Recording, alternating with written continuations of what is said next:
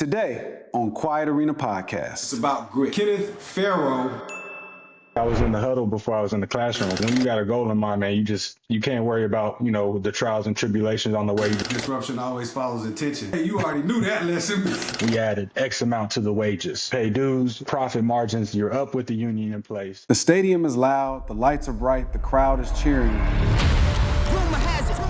I'm a savage. Drop the classic. Thinking back. But every athlete eventually has to answer one question. What happens next? Because when the arena goes quiet, the real game begins. Welcome to Quiet Arena. All right. Listen, man. So I'm excited, man. I got to do this next guest in the right way, man. Me and this brother met at an event called PAC, Pro Athlete Community. He's doing some wonderful stuff, but I got to do him some justice. So I'm going to make sure that I get everything going with this. Today's guest is a man whose story isn't about the trophy. It's about grit, right? Kenneth Farrow went from team captain at the University of Houston to undrafted rookie, battled through cuts and league shutdowns, and eventually became a champion in the XFL. But when football kept slipping away, he didn't. He decided to reinvent himself as the president of the United Football Players Association, fighting to give athletes a collective voice. So Kenneth, man, welcome to the Quiet Arena. Appreciate you being here, man. It's a joy to have you, brother. No, I appreciate you, Tony. Appreciate you having me on. Was super excited to find out that you was right up the road up here in Dallas, Fort Worth. So excited to be on and talk with you today. Yes, sir. We in here, man. This is where everything at, by the way. If y'all ain't in Dallas, I don't know what y'all doing. But look, I want to set the stage like this, man. Let's go back to Irving, Texas. All right, let's go back before University of Houston and the pros. Like, who was Kenneth, and what were you dreaming about at LD Bell High School? Man, so I grew up, was born and raised in Irving, and that's kind of where my football started for me. My family is from the Irving area, and so our little league was called the River Bottoms or IBFA, and we played in the River Bottoms. And so I say to this day that little league could go toe to toe with anybody in the country. We had like 20 D1 guys out of our little league in Irving, and so we used to play, and the River Bottoms was right by the old Texas Stadium in Irving, before the AT&T Stadium got put up. So, man, we used to, every Saturday, that thing was packed out, rocking. You had teams from Dallas and Fort Worth, because Irving's kind of like smack dab right in the middle of both, right? And so my dad coached me from the ages of 5 to about 12. And so, I got the, it wasn't your father's son, go easy. No, it was, it was cutthroat, and I was getting it the worst out of everybody because he knew what I wanted to do. Yeah. And so grew up in a football family. Ken Folk is Mike Singletary. And so my great grandparents used to make the trip, from Texas to Chicago in the late 80s and go and check them out. And football was on the TV every Sunday, and you know what I mean? And so after church, it would be football all day. So from the time of a young age, it was playing outside and watching the games on Sunday. And then I always say I was in the huddle before I was in the classroom, because I went to homeschool, until like third grade, but I was playing when I was 5, so 3 or 4 years before I even seen the classroom, I was out there playing in a football league. So in the IBFA. So, and then after Irving, moved to the Hearst area, and that's where I went to LD Bell High School. And yeah, I think, from an early age, I found myself being pretty successful. A lot of credit to my dad and just kind of pushing me early on, a lot harder than any of the other kids was getting pushed. He saw, my interest that I took when football was on the TV, and, I was locked in, glued in. So he put up everything, around me to make sure that I had the mindset to be able to go through this career of football. And so went to LD Bell, wound up getting a scholarship to go to University of Houston, but it came early on with the trials, from an injury standpoint. I was in like the top 150 after my sophomore year, got a scholarship from University of Houston. That was my first offer.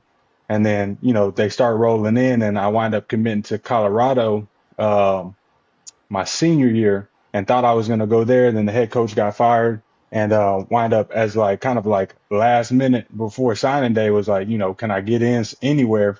And they were like, yeah, Houston said yes. They opened the doors back up and they were like, you got to play safety. So I wound up redshirting at safety. And so it was quite a journey, my recruiting process. After my junior year, I had Applewhite come down to a game from Texas, and Yeah, that was my dream school. You know what I mean? I had there was a point in time my room was painted burnt orange. You know what I mean? Houston yeah. fans might hate to hear that, but that's what it was. And so he came to a game and I go off for like 250 and I'm expecting, offer in the mail soon. And next game, high ankle sprain and kind of went ghost, you know what I mean, until later on and the Colorado situation played out. But yeah, it was up and down early from an injury standpoint. So I learned from an early age, not only just from my upbringing, my parents, my grandparents, but you just gotta, when you got a goal in mind, man, you can't worry about, the trials and tribulations on the way. You just got to put one foot in front of the other and keep stepping. Things are gonna go bad, and you don't got control over those things. So I definitely got a big taste of it early on in my career before even getting to college or the pros. So that's kind of how it all played out. Then I wound up University of Houston, and yeah, I couldn't have picked a better place to go. We finished, 13-1, beat Florida State in the Peach Bowl. My Mm. freshman year, I was there with Case Keenum, Patrick Edwards, Marcus McGraw, some of the, the older guys that really got us right as a freshman class, and we definitely took that into our the rest of our careers at Houston, and we had a pretty solid run at U of H.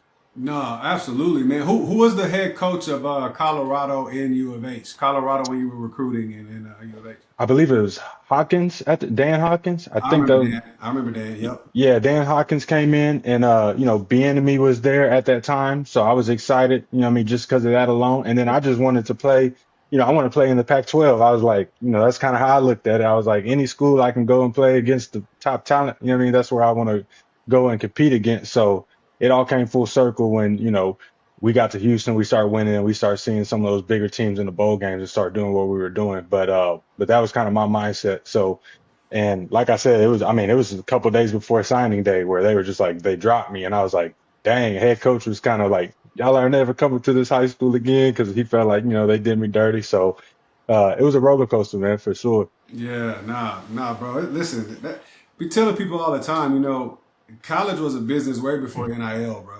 It Oh, was a yeah. business way before NIL. Like my experience was different, but I've talked to different people and I've seen different things to where it's like, man, hold on, but you gave them a scholarship. How you just move like this? You know what I mean? So Yeah. it's an interesting thing. It's funny too. There's a connection point. So Eric Bieniemy. So when I was in high school, I was one of the top. Well, I was a top tight end in Texas and one of the top 5 players in the nation. So Eric Bieniemy actually was recruiting me when he was coaching the tight ends at Colorado, man. And it was a Oh, guy yeah. there. Oh man, I can't remember his name. He won the John Mackey Award. I can't remember his name, but he was throwing that guy there. It's like, we already got a John Mackey Award winner, you know what I mean? But where he lost me is I'm a Texas kid now. So he's like, if you can go to Texas, you know what I mean? We're gonna whoop your ass every year. I said, That didn't turn pretty out too much made good. this decision for me right there, dog. Because I'm like, you just ain't Yeah. gonna talk like that on tech. I'm from here, bro. You feel me? So Yeah. I was like, that made the decision, 100%. bro. But yeah, all right. So let's talk about this, man. Like, what shaped your mindset, like growing up in Texas? Were there like any mentors? I mean, your dad, obviously. Talk about your dad a little bit, and any other mentors that you had to help you to become who you were becoming on your journey to becoming this version of Kenneth. Yeah, man, I'm definitely blessed to have a supportive, family throughout, my entire life. My dad was obviously my coach growing up, and so that was a different relationship. He had me pretty young, and that's something that, I didn't get to experience. I didn't have, any kids like at a young age. So him being kind of fresh out of high school and getting to coach me in his early 20s was, something I think back now. I was like, yeah, that would have been exciting. You know what I mean? Especially if I'm out there doing what I'm doing, you know what I mean? So I was Mm-hmm. like, so he definitely put it on me in terms of like he he knew that I was passionate about it. And it wasn't ever a thing where it's like he forced it on me. I wanted to play all the time, whether it was backyard, you know what I mean, wherever. And so he just kind of saw that in me and definitely instilled, the work ethic, just the principles that you really need to be able to separate yourselves from other people in any type of competitive setting. You know what I mean? He made sure that that was instilled in me early. And then just the support from the rest of my family. I got a pretty big family. My parents divorced when I was like 7 years old. And so multiple sets of families, and everybody's been extremely supportive. And so I'm the oldest of five siblings as well, so that was a huge factor. Just wanted to make sure that anytime that they looked up and saw me, that I was doing something productive, and what I mean, being kind of a guiding light for them. Um, but yeah, man, I would definitely say in terms of where I'm at football wise, if I wouldn't have had, what I mean, my dad coaching me my first 7 years of the game, I wouldn't have been in the mindset to be able to push through some of the injuries that I've pushed through in my career, push through some of the trials and tribulations that I've gone through. And so, yeah, major shout out to Pops for, what I mean, getting the mind right at an early age. Just knowing the game, like the game is brutal, the game is tough. Hmm. If you really want to do it, what I mean, this is how you do it. And he didn't shy away from any of that, what I mean, at a young age. And so I'm grateful for that, having that as I was growing up. And then I'd be remiss to start, naming names because I know I would leave some people out, but had definitely some great ones along the way. After my dad stopped coaching me, I was, lucky enough to have some people who stepped in and did a fantastic job. I mean, looking back, reflecting on it. Coach Flood, when I first moved from Irving to this Hurst area, there's a little bit of difference in talent. You know what I mean? Irving area was like everybody from Dallas Fort Worth. Hershey Bedford was a little bit of a smaller, like tri-city, mid-city. And so I got over here and started going absolutely crazy. You know what I mean? I was like, man, this is a little easy. And one of the things that, Coach Flood always preached to me, and RIP passed away a couple years ago, but he always preached, stay humble and hungry. And so in a time where I was like feeling like I was, I moved to a new city, it's going, it's easy over here. He was always in my ear to kind of keep me level headed and stop me from, what I mean, getting too ahead of myself. And I was super thankful for that because he was my first coach over here in this city. And and then from then on, my head coach from LD Bell, offensive coordinator, Coach Stanford, just nothing but solid men, Hmm. solid leaders that Hmm. I was able to be a part of. And I know that's not always the case. So extremely grateful for that upbringing, just to be able to have solid people around me.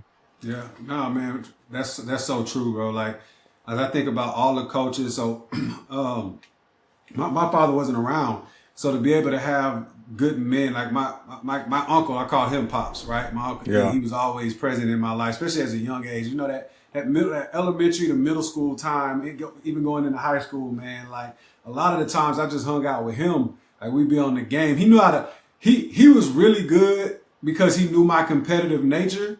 And so we would play Madden all the time. So like people be like, "Hey, bro, we gonna hit this Yeah. club, bro, we gonna hit the party." You know the little team parties they had or whatever. And like his way of keeping me away from that would be like, "All right, yeah, go hit that up. You know, I already whooped your ass last week, so I know why you don't want to get that rematch back." I'm like, "All right, bro, I'll play you one game." Anytime I Yeah. said that, my partners were like, "Bro, we see you at school, bro, on Monday. You Yeah. not going?" I'm like, "Nah, bro, I'm gonna go." Bro, we up in the wee hours of the morning, bro, going back and forth on Madden. So it's like, as I look back now, I'm like, I see what he did, man. I'm so appreciative, man, because he kept me out of situations that, unfortunately, there's some brothers that I went to school with that are no longer here on earth, and they were removed here early because of certain situations, you know what I mean? So I'm very thankful for having solid men in my life that stepped up, when my father wasn't around, and shaped my mindset to, like you, to overcome adversity, especially when you play in this game, man. It's a tough game to play. Yeah. Um, so look, you went from, as I'm looking up some stuff here, you went from you redshirted to the team captain at Houston, and then you went undrafted, had to climb up the depth charts. Kind of give me some insight on what that was like. What was that about? Like, how was that? Because, you're a team captain at a D1 school. I can only imagine the thought process is, man, if I just stay consistent with what I'm doing, I know I'm finna shine when I get to the next level. Talk to me Yeah. about that thought process. Yeah. Very similar to to the timeline of high school on how things kind of started to play out. So, I get named team captain as a redshirt sophomore. So I was team captain 3 years in a row. And so Mm. it's like, I'm locked in. And I remember telling my coach, which we had three head coaches, and my head coach that came in my senior year, Coach Herman, Tom Herman came in with Yep. running back coach Kenneth Pope. And we sat down my senior year and he was like, look, you're doing all the right things. We're going to sit down and we're going to watch every carry. And we sitting down, we're watching every carry and he's telling me things to get better. And I was always receptive to coaching, you know what I mean, all that good stuff. And then, we start to talk about he brings up some classroom stuff, and I remember telling him, I was like, look, football got me here. That's what I'm here to do. I'll take care of that. But I mean, this is what my main focus is on. And he really started to shape me just to be a little bit more productive and positive in that mindset. And so I was grateful for that. But in terms of coming out, man, I had a couple pretty bad high ankle injuries during my college career, especially my redshirt freshman year. I had a bad one towards the end of the season. And so as I start, rolling, I was healthy for a couple years straight. And then I think my senior year, I tore my labrum Mm. early on in the season, played the whole year, and then I think around the 10th game I had another bad high ankle sprain, and so I was, pretty disappointed. I had, marked stuff on the record books, things I was trying to cross off, and I was getting close to a lot of those. I think I finished in like top three in some of the rushing records in school history, and when I had that high ankle sprain towards the 10th game, it really put me out, and so we get to the Peach Bowl. And this is my first time suiting up in like 6, 7 weeks. And I get out there and it's just like ankles still not ready. And I had the Reese's Senior Bowl invite coming in and couldn't go because of the ankle. And so I'm just like, man, I, have done this, have felt like I did it the right way. Back then it was a little bit, in hindsight, maybe made a different decision, but I was like, I'm coming back from my senior year. It was more of like it was a brotherhood, you know what I mean? There wasn't so many transfers, so we were locked in. We were a tight group at Houston, my 3 or 4 years, 4 years, 5 years that I was there. And so having that ankle injury at the end of my senior season really put me back in terms of like the Senior Bowl and all these different things. And so I'm kind of knowing that going into the draft, you know, because I had these injuries late in my career, it might be, a little tough trying to get, a draft position. But I wind up getting called around like the 6th round by the Chargers. Mm. I thought I might get picked up in the 6th or 7th round, and the draft kind of passes, and so I wind up getting picked up undrafted. But at that time, like I had already been through feeling like I was about to go to my dream school at University of Texas, to having nothing a couple days before signing day, to like having to scramble. So at that point in time, I'm just like, look, if I get on the field, I'm going to make it happen. I don't care where it's at or when it is. So I was grateful for that.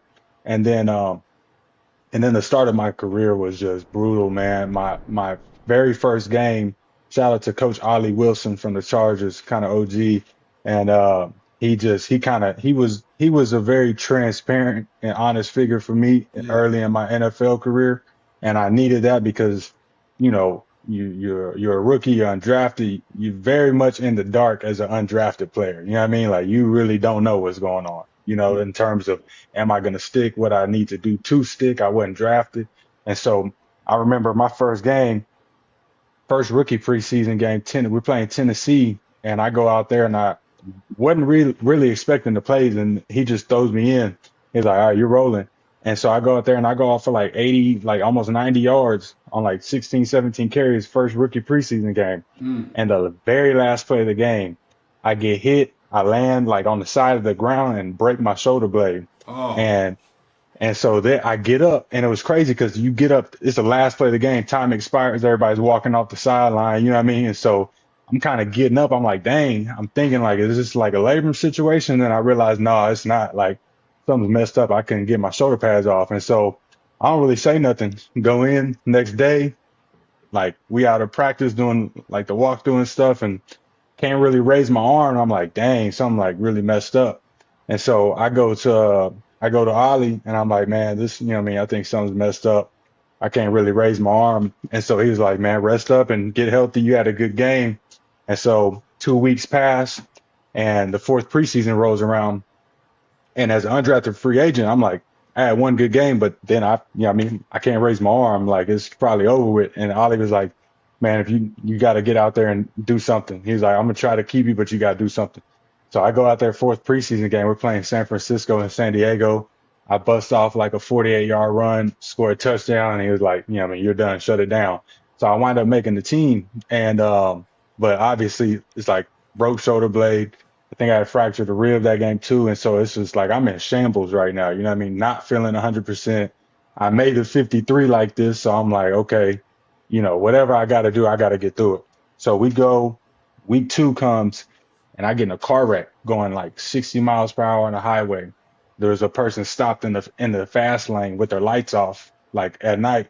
And so as I'm getting over, boom, hit the car, and thank God everybody walked away alive, because it was probably one of the scariest moments of my life. Mm.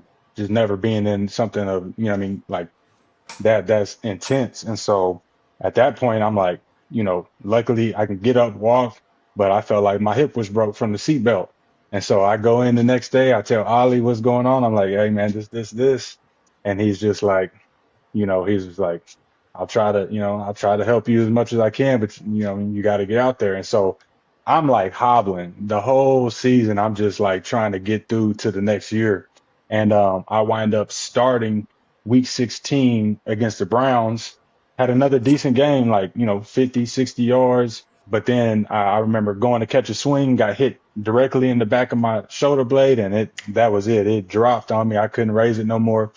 I get put on IR, and that was kind of my rookie year. And so it's like I'm going into my second year. I'm like, dang, all the tape I got is me just at 10%, at 5%. You know what I mean? So Yeah. I'm just like, it's tough.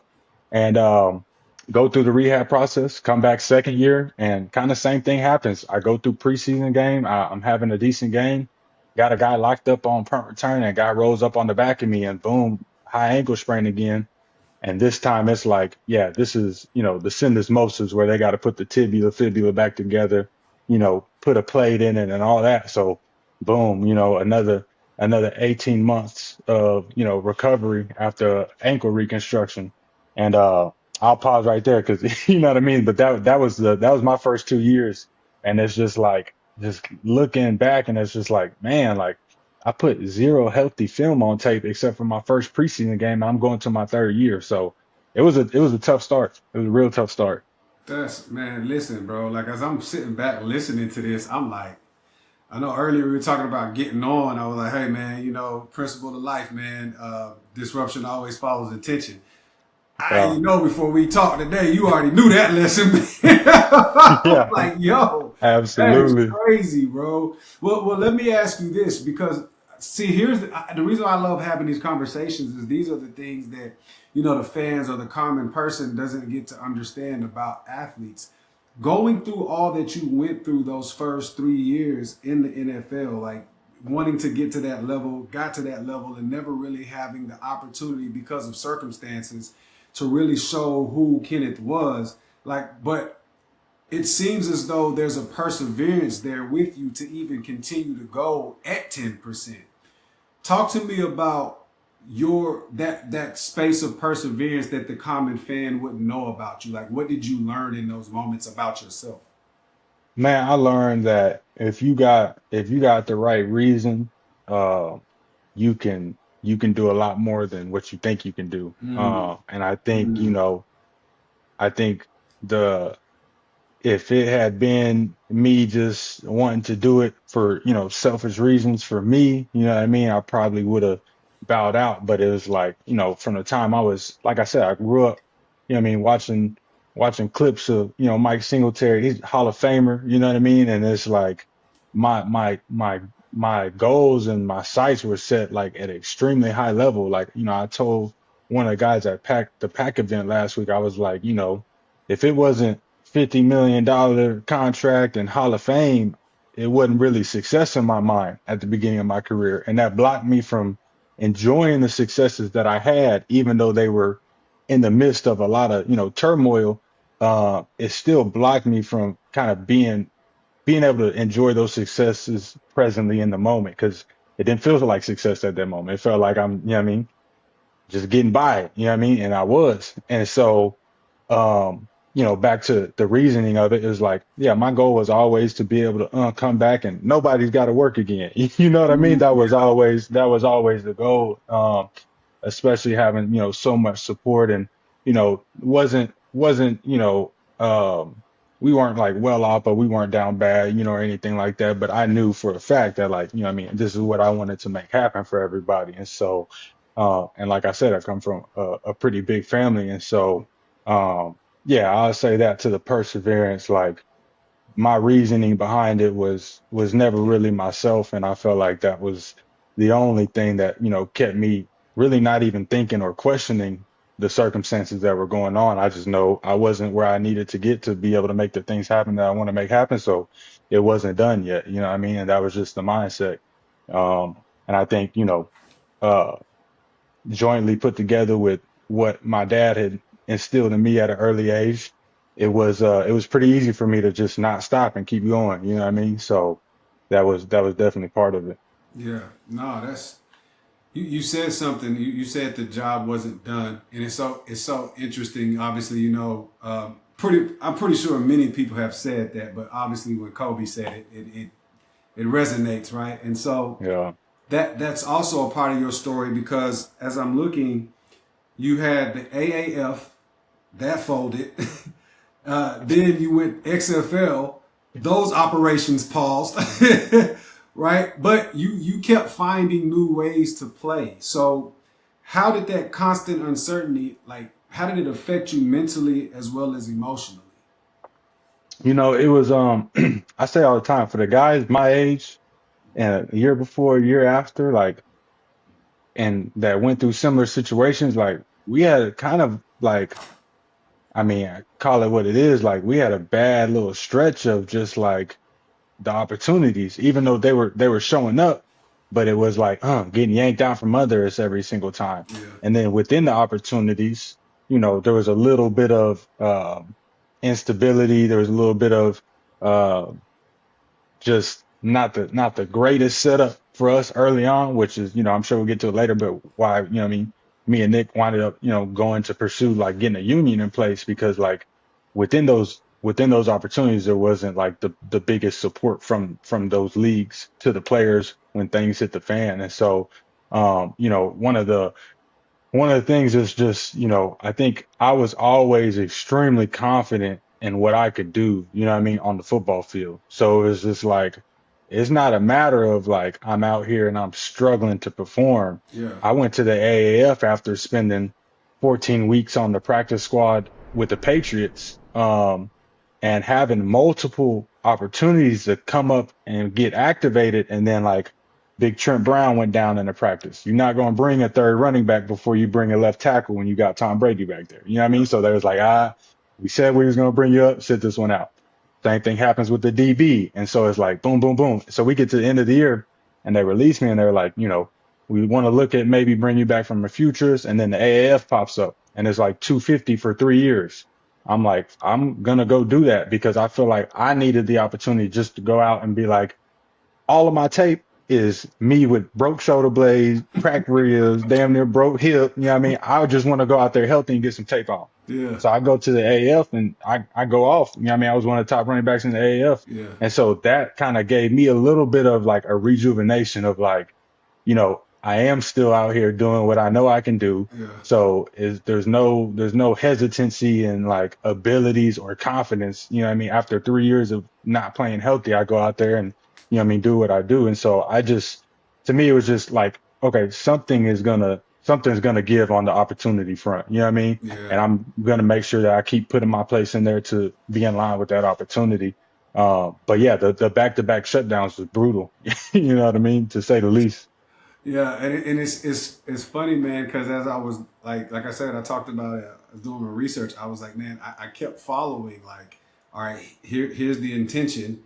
Okay, he's moving, he's moving, and then boom, here's something unexpected. And it's like, but you kept finding ways to continue to keep going. It seems to me that the AAF it wasn't more so a confidence booster because you never lost your confidence, but it was for you maybe self validation to know, like, man, when given the opportunity and when healthy, here's the type of player that I am. So that makes a lot of sense. But as you're going through all of this turmoil, I mean, we all as athletes, man, we all deal with this. We all go through this. Like for me, and so I came into the NFL in 2008, but probably, if I'm being honest, man, probably 2015, 2016, I started having the thought like, I don't know if I want to do this anymore. And they say the moment that thought enters into your head, you need to retire, right? But Yeah. I, Yeah. I never listen to people, so I got another year in.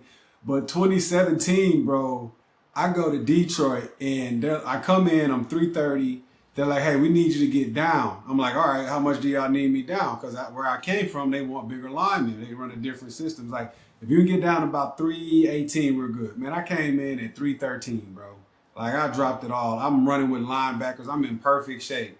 Fam, we have our first practice where we're getting ready to go padded practice for training camp, dog. And I'm sitting around looking around, bro. And I'm like, I'm done. I walked upstairs, told him I appreciate it. I say all that to say, was there ever any thought when you're going through everything that you're going through to say, you know what, man, maybe it's time for me to do something else? And walk us through that moment and when you made that decision, what that looked like. So I think it's interesting you bring that up because I had a glimpse of that, but not like all the way. And it happened when I go out there my second season, as I was telling you about, and I had that ankle sprain that turned into an ankle reconstruction. And Yeah. so the following game we're in LA playing the Rams at the Coliseum. And I was telling Bushrod about this while we were at the pack event, and we both had like similar events, and kind of this realization Yeah. where for the first time since I'm like 5 years old, I know that I'm not about to play football for at least a year. You know what I mean? It's never happened. Even as I was as a red shirt, I was still out there. You know what I mean? This is like you're on the couch. You know what I mean? You can't move, you can't walk. And so I remember going to that Coliseum that game and watching. I just kind of went in with the very intentional purpose of like, I just want to watch. You know what I mean? I just want to watch.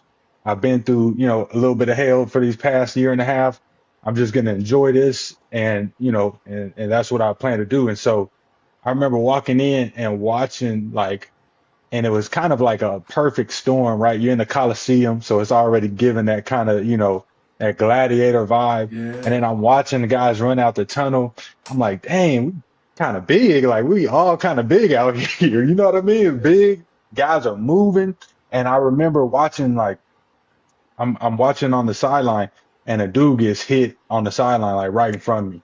And I'm like, bro, I was like, that's what like it dawned on me for the first, it's like first time watching football where I'm like, damn, this is what I've been out here doing like for this long. Like that was crazy what I just seen in front of me. Yeah. And so that was like not a good thing for me to go through day one of an 18-month reconstruction. Yeah. You know what I mean? And so at that point, I'm watching that. I'm just like, man, this is crazy. But again, the reasoning started to come in, and the reasoning just like kind of started to overshadow that a little bit. Yeah. And so that was kind of my first moment where I'm like, damn, this is kind of a lot. We're doing a lot out here. Yeah. And then I would say the second time it came in was I'm somebody who's like I've always had a little bit of a problem with like authority at times. I feel like, especially in the society we live in, is a lot of abuse of authority. And so Yeah.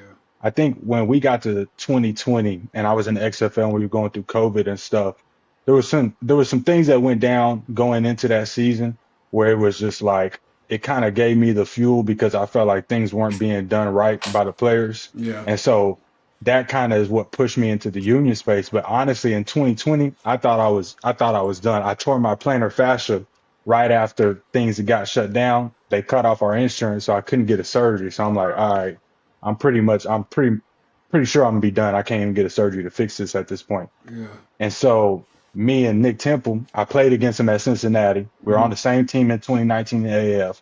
We're on the same team in 2020. And in 2020, I was like, after seeing how he moved in 2019, he was like, yeah, I mean, I'm a 5 a.m. guy. You know what I mean? I'm there early. And so seeing him being as consistent as he was, I was like, bro, let's, you know what I mean, we're in a hotel, we gotta share a room. I was like, let's get it, because I'm up early. I seen you was up early, we was locked in. And so, you know, after us kind of going through the 2020 where, I'm thinking I'm making 180K because I'm like the number 2 pick in 2020. We show up and they're like 27,000 base salary, $2,000 win bonus, $1,800 active bonus. And we're just like, this is not what we was told. But we're already in the markets, you know what I mean, where we're supposed to be. They were like, that's what it is. And so we had there's only like 1 or 2 guys that stepped out, but for the most part, it's like, what you gonna do? You know what I mean?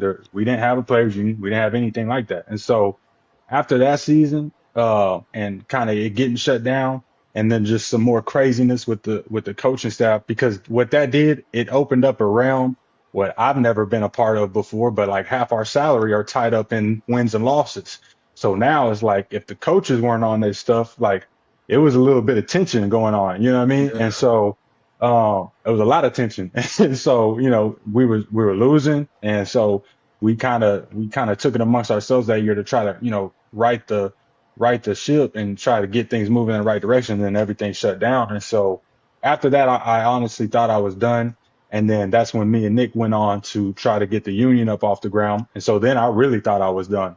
Yeah. And so 2023 comes around. We were able to stand the union up in 2022 for the USFL. And at that point, I'm like, it's not even on my radar. I'm like, yeah, we just put a union up in a league that we're not even playing in. When the XFL comes back, they're not looking at us. You know what I mean? Yeah. And it just so winds up that me and Nick both get drafted again by the same team for the 3rd league in a row by the Renegades. And I'm like, man, we set up a union. I've gone through everything I've gone through, and this is literally the city next to where I was born and raised. I was like, I'm gonna go out there one last time. And so they wind up drafting me, and that was my last year. And unfortunately, I wind up tearing my ACL in week 4 while we were playing in San Antonio, the team I was, drafted to in the AAF. So it was a real full circle moment. But I'm glad I went back because, it was cool to get a chance to be in front of the family, one last time when we had a couple games out in Arlington. And just to kind of end my career like that, I didn't get to play in the championship, but we went on to win the championship that year, the Renegades did. And so for a full circle moment, if I would have stayed healthy, I couldn't have, wrote it out any better for, the circumstances that went down. Yeah. But I think me going out with a torn ACL is probably in line with the rest of my story. So, you know what I mean? So it is what it is. It would seem like it, bro. It's on theme. Like it, man. But also the resilience that you have to continue to look at things from a different perspective also shows a lot. And that's that mentality that we were talking about that your dad and your other mentors instilled in you. Here's something that I often see with the athletes. I've heard Johnny Manziel talk about it. I've heard Melvin Gordon talk about it. We hear multiple athletes talk about it. When you are moving in a space to where the game is seemingly moving away from you for whatever reason, whether it's through retirement, through the league saying they don't want you, through injury, whatever, are you thinking about life after ball and what does that look like and preparing yourself to be in the quote unquote real world, or are you more focused on that next opportunity? What was it like for you in that space? Man, I'm not gonna lie to you. When we showed up to Seattle and we was thinking we was making, or I thought I was making, the 180K, and they threw 27,000 on the table. I was so hell bent on getting the union up for the spring leagues. Yeah. I wasn't even thinking about next steps. I didn't know if the union was going to be a next step or not. Yeah. I was just like, to me, it was unbelievable that we walk into this space and you had just the whatever it was in you. You had the audacity to sit here and tell at least 200 guys y'all short $100,000 on what was getting passed around. So to me, I'm just like, yeah, that wouldn't fly anywhere else. Anywhere else that would not fly. You would be in danger. You know what I mean? And so to me, I was like, this is crazy. And then going through some of the stuff that we went through in terms of the coaching staff that year, I was just like, I knew that was put on me and for a reason. And I told BJ Daniels, quarterback from South Florida, he was on the team that year. And I told him, I was like, bro, we cannot we cannot go through this situation last year, AAF, this year in 2020, be aware of it and not do something about it for the guys coming after. Because like I wouldn't want my little brother, if he gets to one of these situations getting done like this. I wouldn't want, you know what I mean, any of the kids I've mentored before getting to a situation where they're in a spring league and things not being set up to protect them. Guys were tearing ACLs, having, getting carried out on a stretcher and then struggling to get rehab through Wow. workers comp. You know what I mean? Like it wasn't until 2025 where there was a real IR in place for the spring leagues. And you was just, workers comp will take care of your rehab and your PT, and you'll be lucky if you get lost wages on that, depending on the state. And so I was just like, no, because what it really came down to was like, if you get hurt in one of these spring leagues and you don't have the proper rehab, you are completely just obliterating the guy's trajectory of his career when you're advertising to be an opportunity to get back to the next level, Yeah. but you don't want to properly do the things for the guys that get hurt in a football league.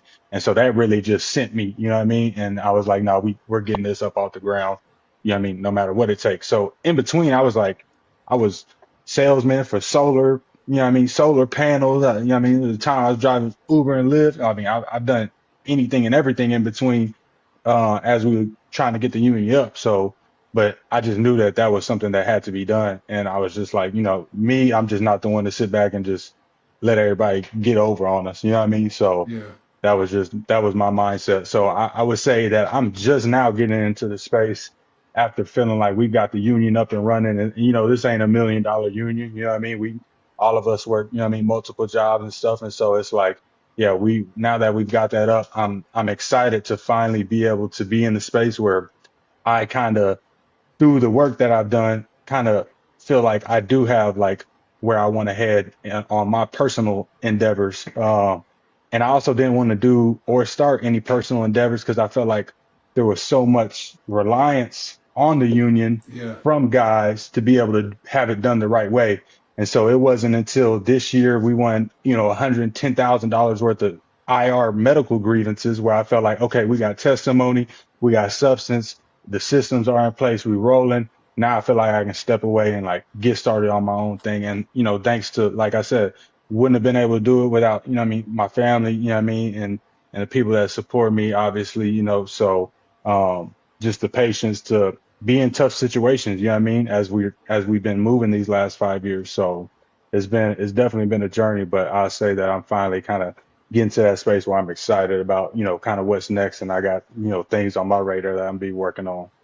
You guys are making an immense amount of impact for the people in the spring league, being able to have those things that are just human, in my opinion, human decency, man. Like you can't ask Yeah. guys to come out here and put their body on the line, and then when they do that and things happen because football is 100% injury sport, that you don't take care of these individuals afterwards. So shout out to you and Nick, man, for what you guys are putting together. Which also goes into certain things like, when we talk about life after the field, one of the things that I talk about as a risk management architect for athletes is we get into like identity and we talk about purpose. Like for me, I always speak to them and say, hey, look, what you do is not who you are. And we have to be Hmm. sure that we don't align our identity with something that can be taken away. So for me, my identity is in the Most High. Like I know that as long as I'm aligned with Him, everything else is just a gift of what He's called me to do with my purpose and my gifts and talents. And so Yeah. seemingly you've identified your purpose. And it's always interesting, man, that people's purposes and their identity is when they're doing high elevated things, oftentimes is circulating around service. And you guys are creating the biggest service, which is being able to have the health and the well-being of these athletes. But what I wanted to ask you is that as you're going through all of those ebbs and flows and those circumstances, like there's a moment in an athlete's life which is where this show came from, the quiet arena, where things get quiet, right? Like the bright lights are not there. The people that will call, hey, bro, I see you on TV. That stuff goes away. What was that moment for you, and what did you learn being in that space? Yeah, I think it was, sitting there with a torn plantar fascia with no surgery Yeah, and no kind of no sight back to the no path back to the game in sight after that 2020. And then there's COVID, like it was, you know what I mean? Is anything and everything going on is going on, you know what I mean? And so, um, one of the things that I say a lot is that I played quarterback and safety growing up, and I think my dad intentionally did that for me to be able to have a different perspective of how the game is played. Very intentional in that, like seeing it from the front end, everybody, and seeing it from the back end, everybody. And then I know for a fact when I got to running back, I felt like my vision and my patience were two of the things that got me to be able to be successful. If I lacked the 4.3 speed, I could set it up, or I was patient enough to make it look like I was faster than I was. And so as I've like gone through these different steps of life, I've realized that I attribute vision and patience as, what I mean, some of the most important things you can have in life, period. And I think, that was one thing that when I'm going through that time where it's like my plantar fasciitis tore, I'm sitting there, it feels like a golf ball in the middle of my foot, no surgery and all these different things. It's like I really had to lean on those two things. Like, what is the vision? You know what I mean? And can I remain patient enough to get some clarity on what that vision is going to be? And so I think, through those things that's really been able to kind of be my crutch through a lot of things in life is being able to be patient enough for the vision to come to me. And you talk about, your faith in the Most High. And one of my favorite verses is blessed are those with the sight to see. I think it relates to so many things because it's like, as a running back, if you don't have vision, you don't, you know what I mean? It's like you're not aware of what's going on. And so if you can see it, you can be aware of it and then you can move properly. And so that's something that I always try to gain through patience. And it's not easy to gain through patience because you're sitting there, if you don't see it, it takes more time. So it's like they go hand in hand in a lot of things in life, whether it's a business, whether it's relationships, whatever the case may be. But I would say that that's something that I definitely got to really hone in on when I was going through that quiet time where it's like, yeah, nothing's popping right now. You know what I mean? And you just kind of have faith that, you know, even if it doesn't get, even if it doesn't get better, soon, I mean, it's going to get better. And I think the patience and the vision for that is definitely what got me through some of those times. But it's a lot of stillness, it's a lot of solitude to be able to get to that point. And so I'm like I said, I think, wouldn't be in a mindset to be able to have those things happen if it wasn't for, I mean, my upbringing and all the significant figures that was in my life growing up. And so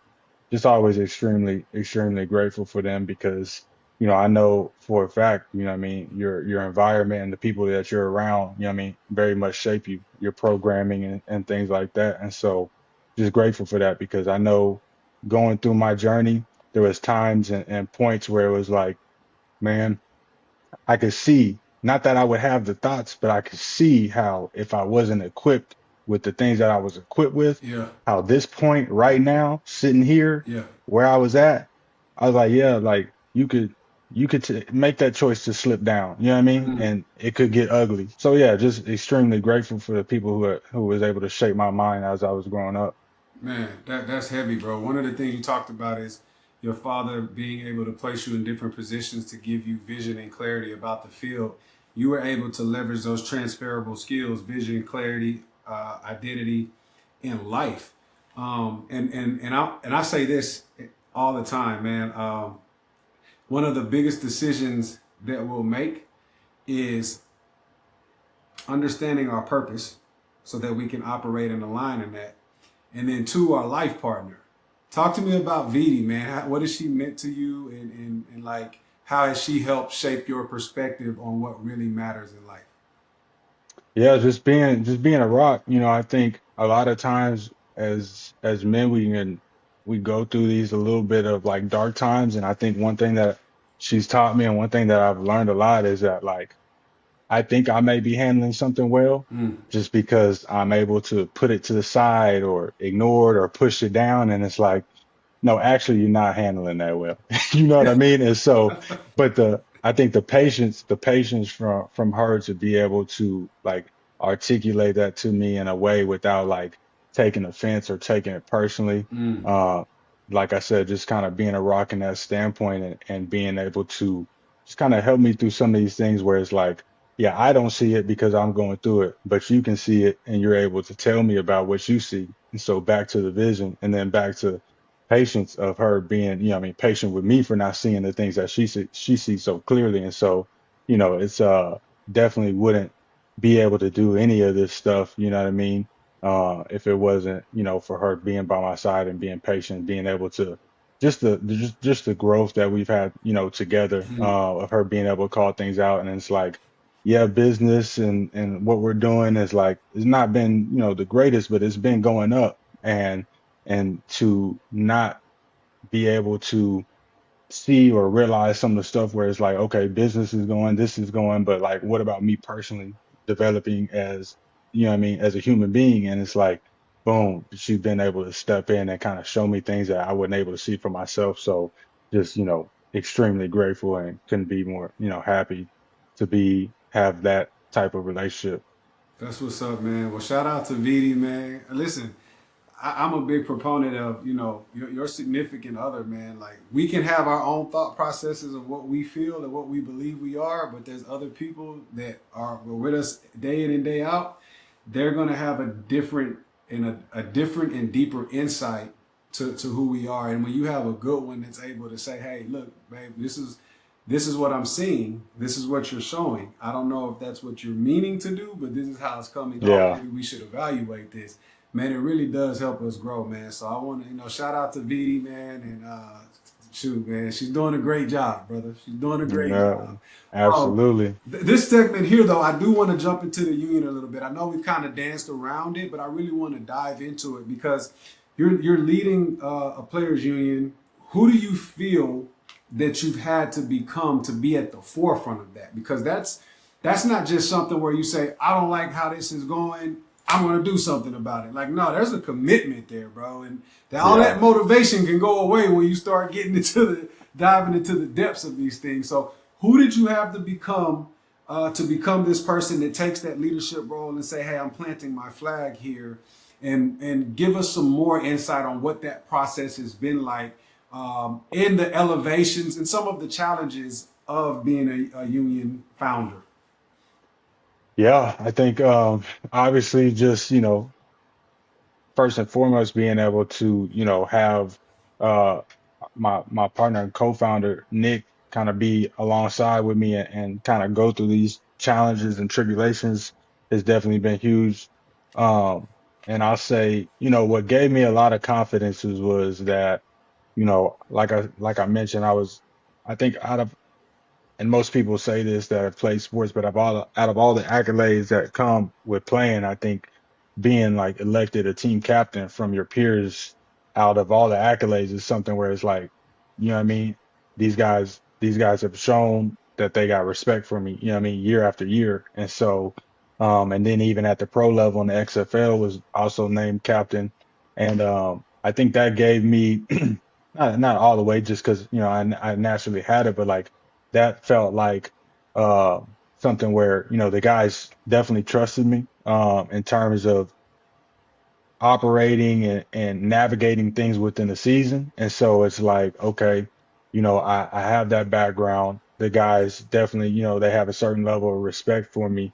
And so that's kind of what started it. But I'll say that um, in terms of having to really become somebody is really, I would say it's almost like you have to unbecome everything that you are, Mm, because it is a very selfless, what I mean, situation where it's like, I've been in situations where it's like I'm talking to a guy and he's just like, I don't really need it, but it's like, but it's for the benefit of like the collective, you know what I mean? So like you have guys who feel indifferent towards the union, and it's like, bro, I'm in your worst situation is when you're gonna need us the most. And you may not go through it right now. You may never experience anything like it, but I'm telling you right now, is the chances of it happening are there. And not to put any type of I mean negative things on anybody. That's just like you said, it's a reality of it. It's 100%. correct. And so I don't think I would be here if I didn't go through my own personal trials from an injury standpoint.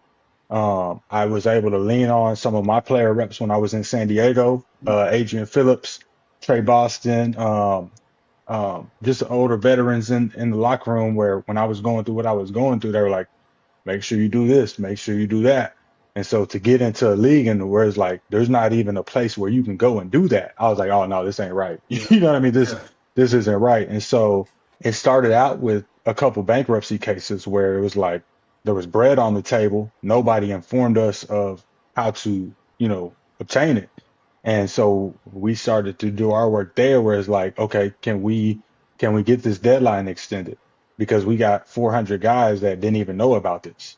And that was kind of our first, like, boom, we put some bread in all the homies' pockets. You know what I Yeah. mean? By Yeah. doing this. Yeah. And I think that was always a goal because it's like once you get out of the NFL and you're in these spring leagues and like the check is not what it is, you know what I mean? Not anywhere near what you've seen in the past. Is like, yeah, we all kind of going through it this year. Like guys is having to pay out of their own pocket for services and nothing's really in place. And so it's like that was the initial drive, was to be able to make sure that, like, from a monetary standpoint, like we was trying to get the most money back into the guys' pockets, because it was like we shouldn't be having to play football on national TV and be doing some of the stuff that we're doing. At least that's what we felt. You know what I Yeah. mean? Yeah. And so the bankruptcy is what got it going when we was able to, boom, get the bankruptcy deadline extended. Guys are seeing checks come in, they calling, being appreciative of what was getting done. We're like, okay, well, we're in COVID. We don't even got a league to unionize under, but when it's time, we're gonna be ready. You know what I mean? And so that was it. And I would say, the process getting to where we're at now, because now we're independent union. You know what I mean? We were partnered in the past with the United Steelworkers, and they've done great things for a lot of people over a lot of time, but it just got to a point where we weren't aligned. We felt like, the transparency wasn't there, Yeah. and we weren't able to do what we wanted to do. And that was my number one thing. I was like, there was a time, now it might be less, but there was a time where like everybody on the field I had played with, you know what I mean, at some point in time played against something. And so one of the acronyms that me and Nick came up with is TEAM, is transparency, empowerment, accountability, and mindfulness. And Mm. so we took that and was like, our number one pillar is transparency. So everybody's gonna know where every penny is going. You know what I mean? I think as athletes, we get into a lot of situations where that transparency is a little cloudy because there is so much money floating around.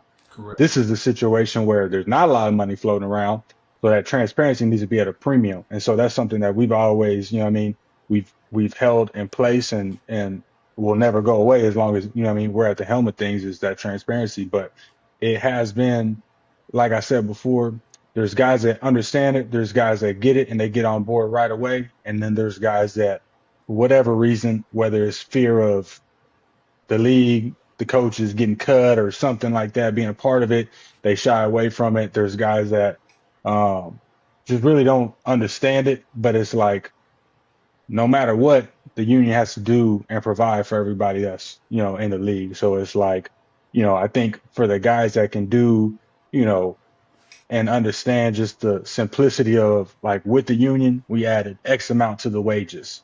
You pay dues, you're up this amount. You know what I mean? The profit margins, you're up with the union in place. You wouldn't have been up with the union without the union. And so, like, from a very just like tangible, like monetary standpoint, there's that.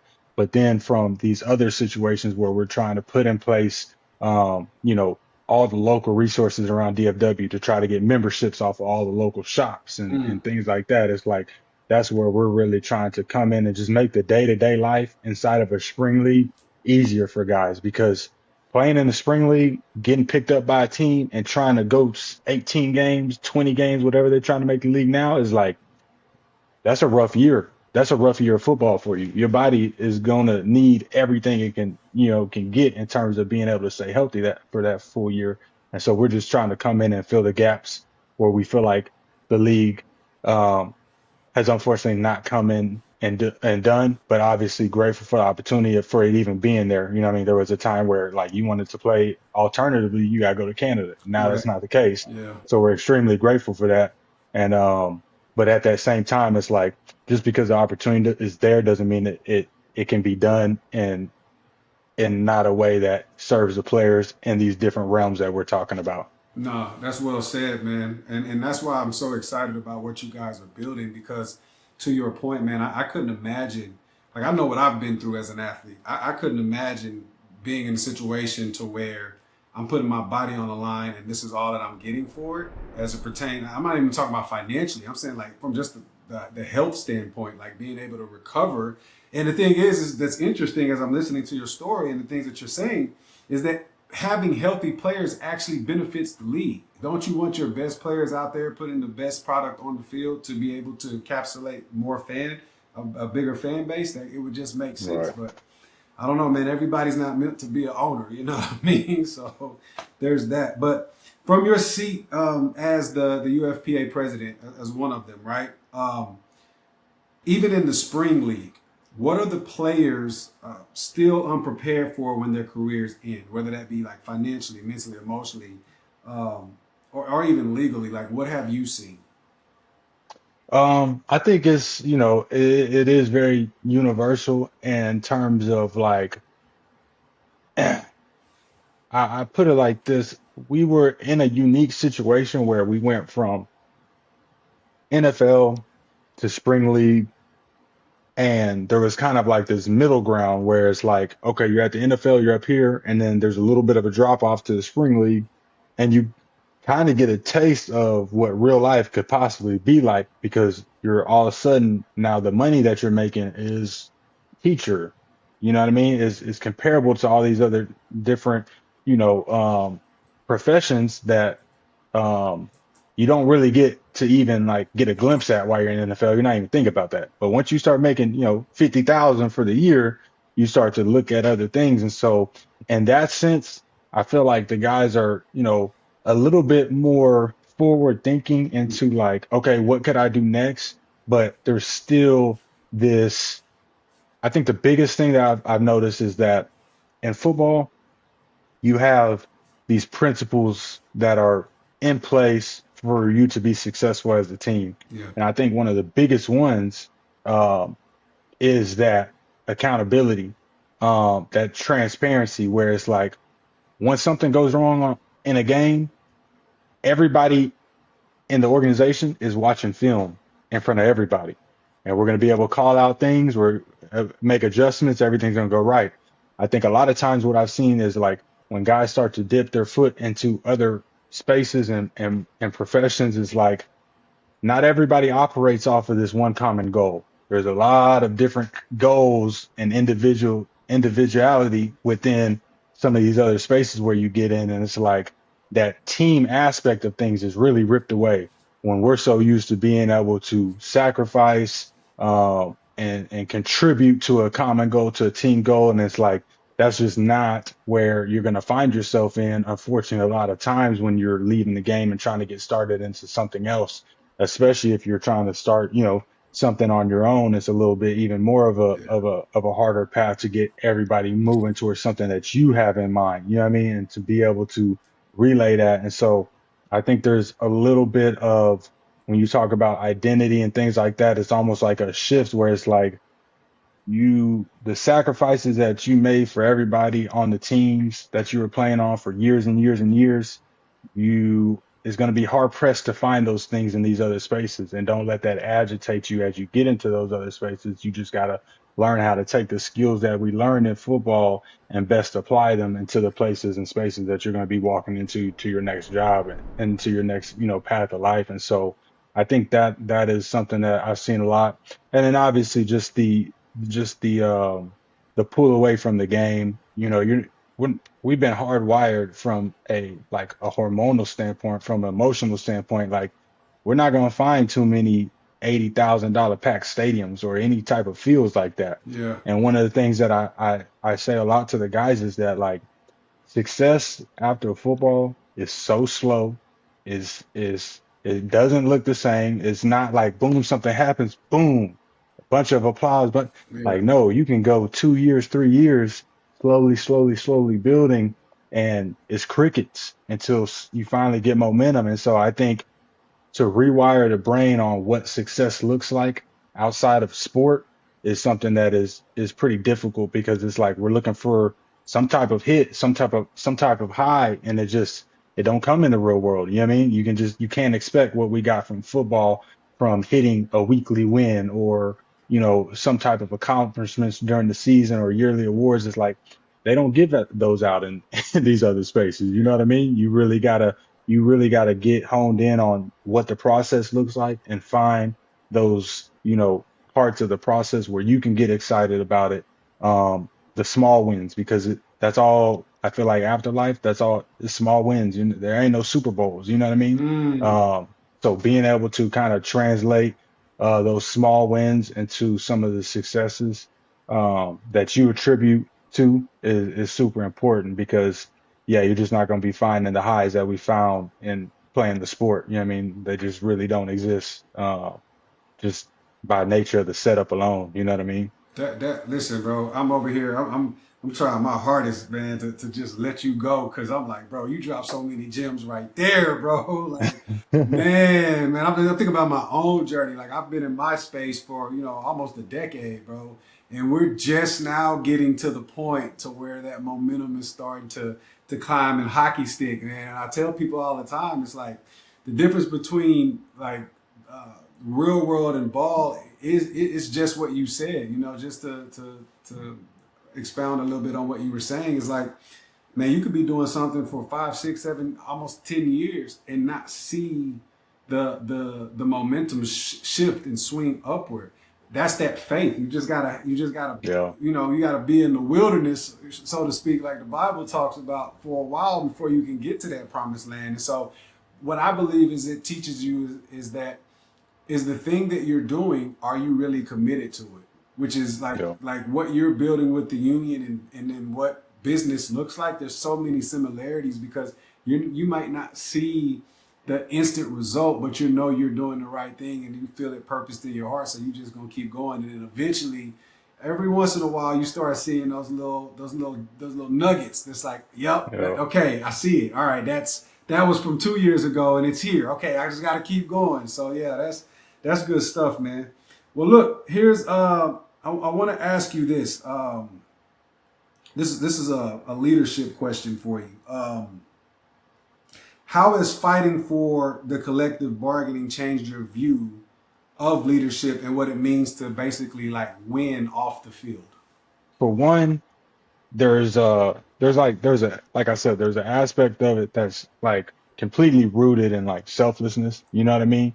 Um, and I think that the it's sometimes it's hard to um articulate some of the things that come with winning like a CBA if the guys have never had any like prior experience to, like I said, I feel like I was, perfectly equipped because my injury history was just like, crazy going through this. And so I was very aware of that. But for a guy who's like never been injured, they've never really been a problem for that.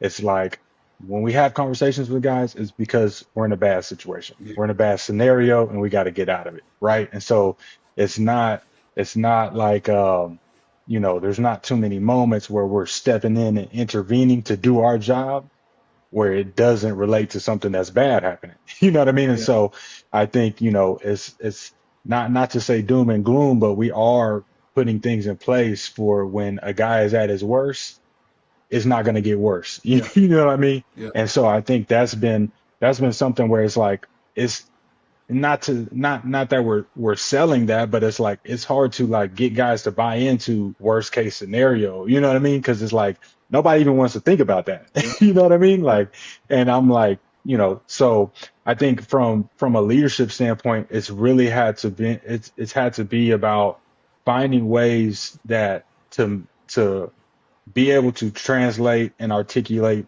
the vision of what's possible, and being able to pull from examples of people who have been doing it and pull from examples of some of the things that they've done in a positive light. And so you look at the WNBA, they mm, went from 66,000 to 300,000 for the minimum salary. yeah. That right there is Huge. unbelievable. That's Yeah, it's huge. And huge. so it's like we look at things like that, Asia and just signed and that then super max for 5 million.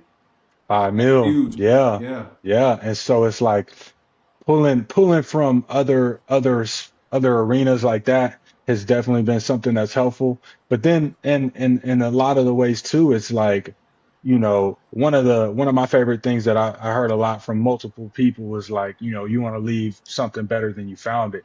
And so, what we're doing right now may not affect the guys that much in 1 year or 2 years or 3 years, but hopefully in 10 years we look up and the UFL minimum is 300K, 350K, you know what I mean? Yeah. And hopefully it doesn't take that long, but being able to get guys to buy into something that they may not directly benefit from in a large way has definitely been kind of the roadblock and trying to get everybody bought in and on board.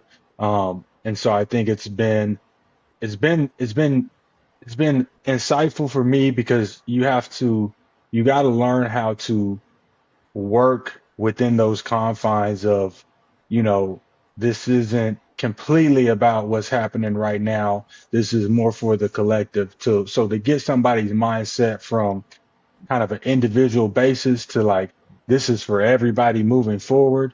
There's been some challenges in that, and we haven't passed them all. You know what I mean? Yeah. There's guys that are just, you know what I mean, they don't buy in because, it's not affecting them now, and that's okay. And so I think as a leader, you go back to, what I talked about earlier in terms of patience is like a guy might not see it today. He might not see it next month.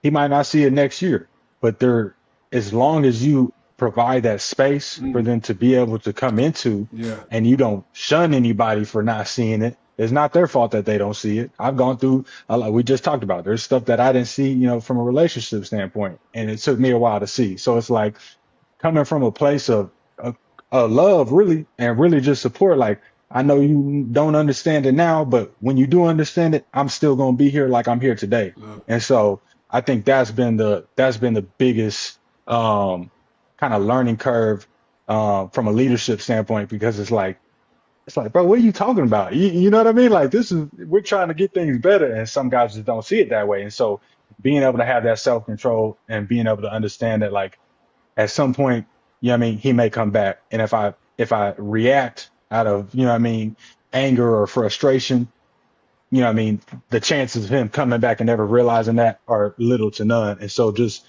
being able to stand in the face of, adversity of, what I mean, misunderstanding and still being able to hold that space for guys has been something that I feel like I know is going to be able to be used and utilized. And it's a muscle that's been strengthened for me.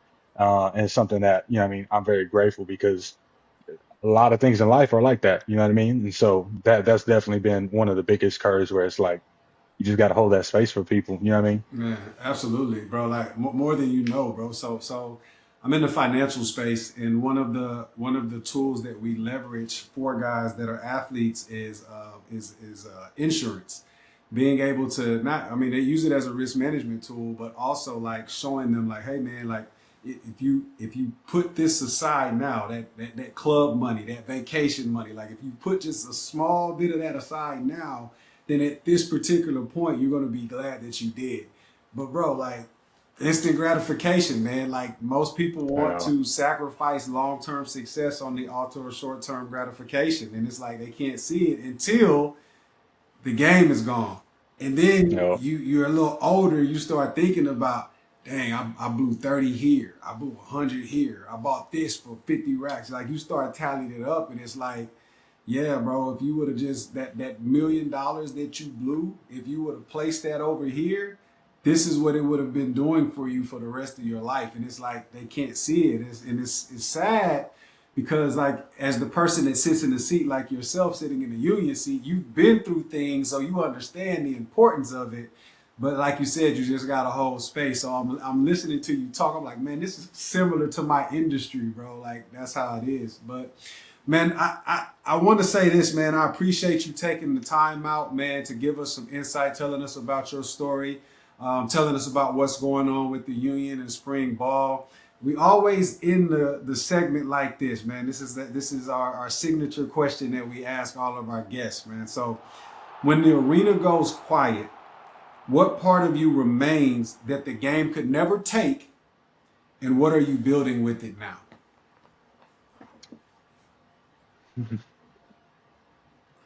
I think the confidence, man. Mm. I think the confidence remains. I think And not just the confidence of ability, but the confidence in repetition, the confidence in the process, the confidence in uh, the overcoming adversity. It's like whenever we get done playing as athletes, I think it's important for all of us to really take inventory of what we've been through and realize what it took to get through those things. I find myself a lot of times realizing things that I just went through because I had to go through them. And I've never really stopped and been like, dang, I did that, or I did this, I did that. And it's like only until you really stop and reflect are you able to see like, dang, I've actually done this before. It just looked like this. And so um to be able to get in front of millions of people on TV and do what we've done takes a level of confidence. I don't think that a lot of us realize that we go out and use, you know what I mean?